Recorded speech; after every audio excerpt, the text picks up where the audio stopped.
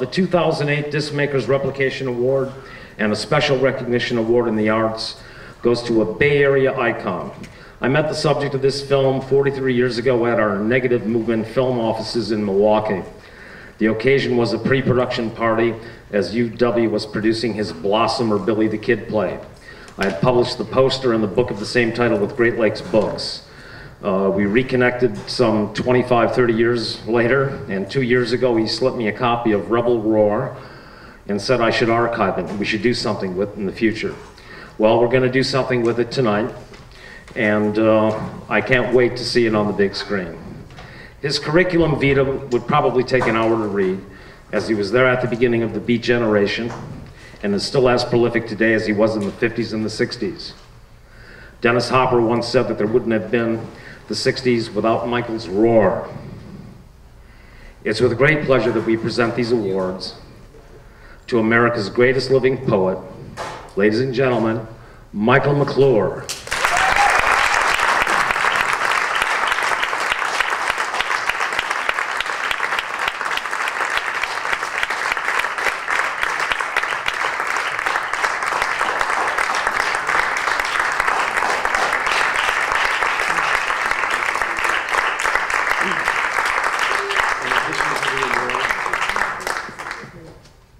In addition, I'd also like to invite up to the stage the executive producer of the film, Rebel Roar, The Sound of Michael McClure, direct from Palatine, Illinois, and Harper College, Kurt Hemmer.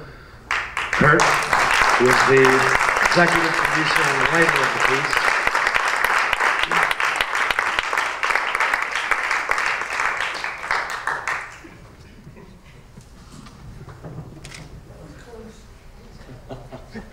Oh, you shutterbug, you.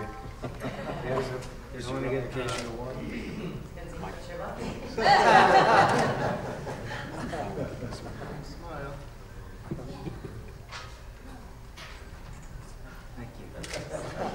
There were a couple of people out there who weren't smiling. I think you ought to do it again. I want to read. I want to read a poem. Thank you, thank you, thank you, thank you. And I want to read a poem for. I want to read a poem for the audience, for Kurt, for Mel, for Paul, for Jeff, for everybody. The nature of this is a recent poem, and I chose this one to read because it has a direct relationship to the material in the film you'll see, Rebel Roar. Old age in a Nazi nation. Old age in a Nazi nation is as good as youth in the wild, deep stirring music and dancing in the swirling patchouli of lights and pictures sliding over the body and walls and ceiling. The pulse thrums and hormones throb in high-mindedness and sexuality. Sweat drips between the pectoral muscles and onto boots and bare feet. Love is made with the mystic throb of the brow. Myriadness of mind must grow into liberation of beings, and it may be a gift to live for a moment in hell worlds. Spiritual occasions are furnaces, burning us without smoke. You are free of guilt and proud, and you honor this instant with the winsomeness of your face as you awaken.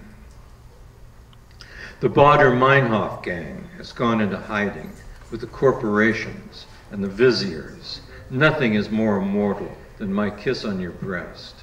Inside and outside are a fantasy.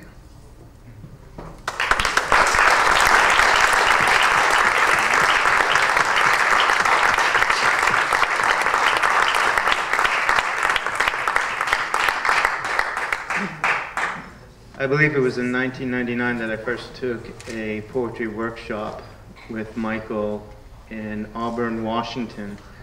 And the thing that struck me when I first got to spend some time alone with him was that he was by far the coolest person I'd ever met. And I had heard Dennis Harper say that without Michael McClure's roar, there would not have been a 60s. And when I had first read that, I thought, geez, that's some crazy hyperbole. You know, that's kind of insane. And then, Dennis is.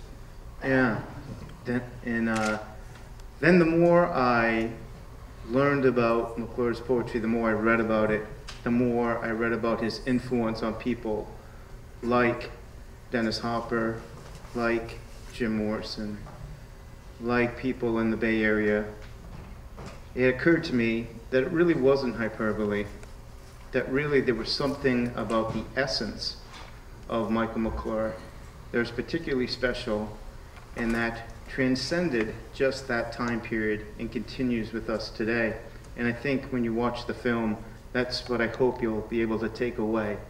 That Michael McClure is not a poet of the 1960s, he's not a Beat Generation poet. He's a poet whose voice resonates even with us today in this particular political climate.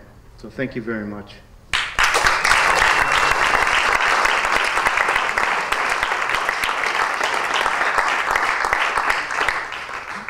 Thank you, Kurt.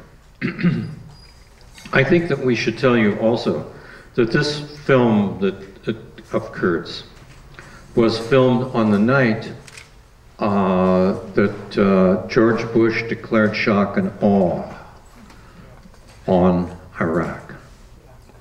And the bombing started that night. It started a little early. They were supposed to start in the morning, but it started. And this film was shot that night.